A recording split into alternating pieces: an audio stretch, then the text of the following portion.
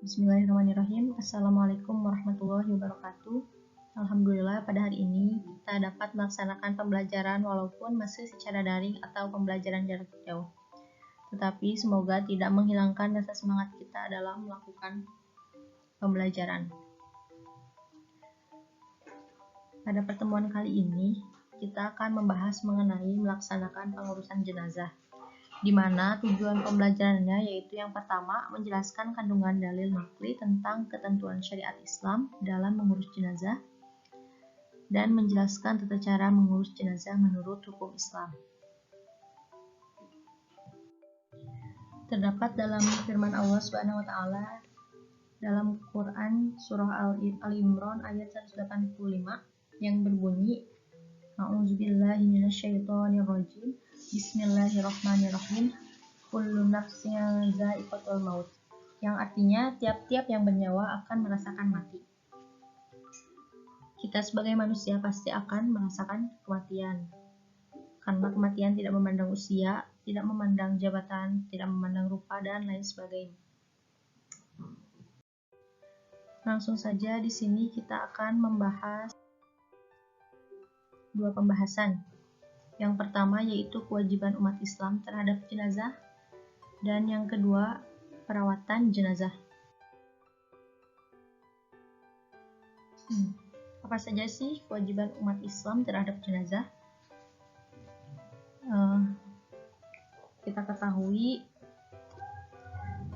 jika ada yang meninggal pasti tidak akan dibiarkan begitu saja, pasti kita akan mengurusnya. Nah, apa saja? Yaitu yang pertama memandikan jenazah, yang kedua mengafani jenazah, yang ketiga menyolati jenazah, dan yang terakhir yaitu menguburkan jenazah. Tetapi sebelum memandikan jenazah ada beberapa hal yang harus diperhatikan kita sebagai umat Islam kepada tersebut. Yang pertama yaitu pejamkan matanya dan mohonkanlah ampun kepada Allah Subhanahu wa taala atas segala dosanya. Lalu yang kedua, tutuplah seluruh badannya dengan kain. Lalu yang ketiga, ditempatkan yang aman dari jangkauan binatang. Dan yang terakhir, keluarga dan sahabatnya tidak dilarang mencium jenazah atau diperbolehkan mencium jenazah. Nah, setelah itu kita langsung pada pembahasan yang kedua yaitu perawatan.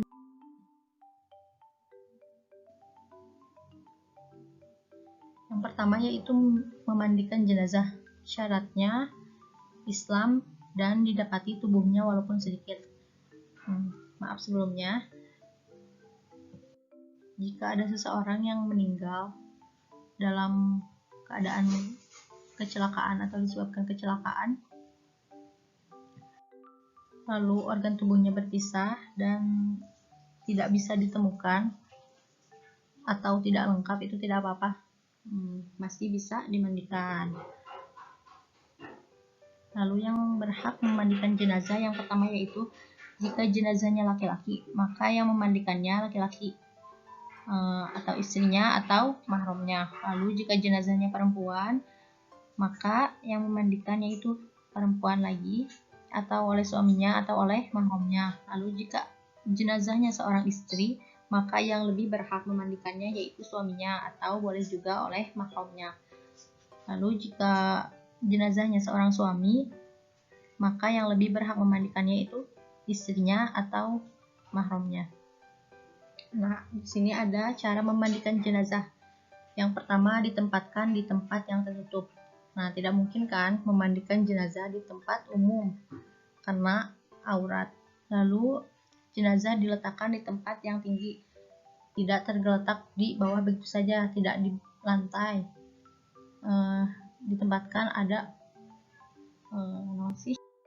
contohnya di atas dipan. Jadi ada tempatnya untuk memandikan jenazah. Lalu yang ketiga, dipakaikan kain basahan agar tidak terlihat aurat. Yang keempat, jenazah disandarkan pada sesuatu atau didudukan pada sesuatu. Lalu yang kelima, membersihkan kotoran dan najis. Membersihkannya harus menggunakan sarung tangan dan boleh menggunakan wewangian juga agar bau dari jenazah itu tidak tercium. Lalu yang keenam, mewudukan lalu membasuh seluruh badannya. Dan yang terakhir disunahkan membasuh 3-5 kali. Selanjutnya setelah memandikan jenazah yaitu mengafani jenazah. Syaratnya yang pertama, kain kafan diperoleh dengan cara halal. Misalnya dibelinya menggunakan uang jenazah tersebut, atau jika tidak ada oleh orang yang selama ini dihidupinya, atau jika masih tidak ada bisa menggunakan kas masjid atau RT atau RW, dan jika tidak ada sama sekali maka orang muslim yang mampu wajib membiayainya. Lalu yang kedua, kain kafan hendaknya berwarna putih dan sederhana. Lalu yang ketiga, untuk laki-laki 3 lapis dan untuk perempuan 5 lapis. Adapun cara mengafani jenazah, yang pertama yaitu hamparkan kain kafan helai demi helai dengan menaburkan kapur baru pada setiap lapisnya. Jenazah diletakkan di atasnya, di atas kain kafan tersebut. Lalu kedua tangan jenazah dilipat di atas dada dengan tangan kanan di atas tangan kiri, seperti kita melaksanakan takbiratul ihram. Tangan kanan berada di tangan kiri, di atas tangan kiri. Lalu yang terakhir, mengafani jenazah dengan rapi, tidak boleh asal-asalan, harus mengafani, tidak boleh hanya dibungkus asal-asalan saja, tetapi mengafaninya dengan rapi dan baik. Setelah mengafani jenazah, lalu menyolati jenazah. Nah, keadaan jenazah harus suci, baik badan, tempat maupun kafan, harus suci dari hadas dan najis. Lalu yang kedua, sudah dimandikan atau dikafani seperti yang sudah dilakukan sebelumnya. Lalu jenazah berada di depan orang yang menyolatkan atau sebelah kiblat.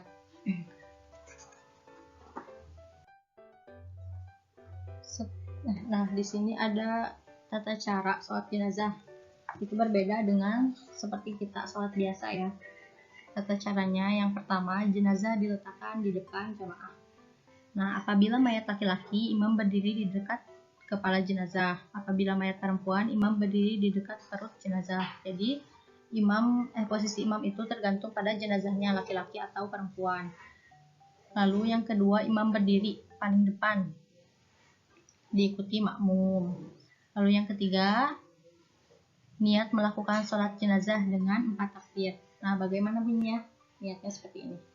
Sholli ala hazal maiti arba'at takbirati fardhu kifayati ma'muman lillahi ta'ala. Yang artinya, aku berniat sholat atas jenazah ini 4 takbir fardu kifayah sebagai makmum karena Allah Ta'ala. Lalu takbiratul ihram, membaca surat Al-Fatihah. Takbir yang pertama, takbir kedua membaca sholawat atas Nabi, yaitu Allahumma sholli ala Sayyidina Muhammad wa ala ali Sayyidina Muhammad.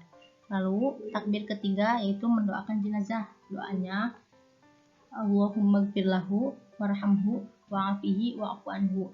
Nah, itu untuk jenazah laki-laki.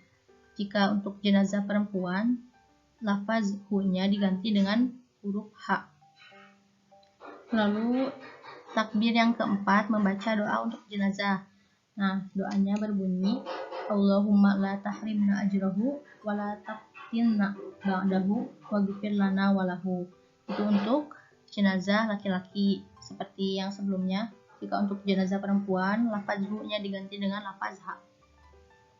Dan terakhir membaca salam sambil menoleh ke kiri. Lalu setelah menyolati jenazah, kita akan menguburkan jenazah. Nah, di sini ada beberapa penjelasan. Rasulullah menganjurkan agar jenazah segera dikuburkan. Lalu yang kedua, sebaiknya menguburkan jenazah pada siang hari.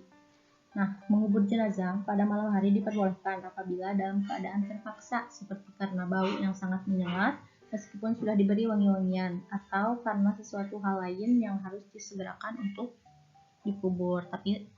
Jadi sebaiknya menguburkan jenazah itu pada siang hari, kecuali jika ada darurat atau karena hal terpaksa yang memungkinkan untuk menguburkan jenazah pada malam hari. Lalu yang ketiga, anjuran meluaskan lubang kubur. Rasulullah Shallallahu Alaihi Wasallam pernah mengantar jenazah sampai di kuburnya. Lalu beliau duduk di tepi lubang kubur dan bersabda, luaskanlah pada bagian kepala, luaskanlah juga pada bagian kakinya, ada beberapa kurma baginya di surga. Hadis riwayat Ahmad dan Abu Dawud. Lalu yang keempat, boleh menguburkan 2 atau 3 jenazah dalam satu liang kubur. Nah, hal itu dilakukan sewaktu usai perang Uhud. Rasulullah Shallallahu Alaihi Wasallam bersabda, galilah dan dalamkanlah, baguskanlah dan masukkanlah 2 atau 3 orang di dalam satu liang kubur. Dahulukanlah atau masukkan lebih dulu orang yang banyak hafal Al-Quran. Hadis riwayat Nasa'i dan Tirmizi dari Hisham bin Amir radhiyallahu anhu. Lalu yang kelima, ada bacaan saat meletakkan jenazah kubur. Nah, bacaannya yaitu Bismillahi wa ala millati Rasulillah, yang artinya dengan nama Allah dan nama agama Rasulullah.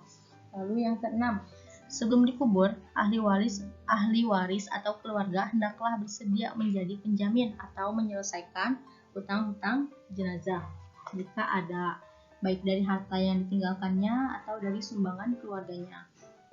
Nabi Muhammad SAW bersabda, diri orang mukmin itu tergantung tidak sampai ke hadirat Tuhan, karena hutangnya sampai dibayar dahulu, hutangnya itu oleh keluarganya.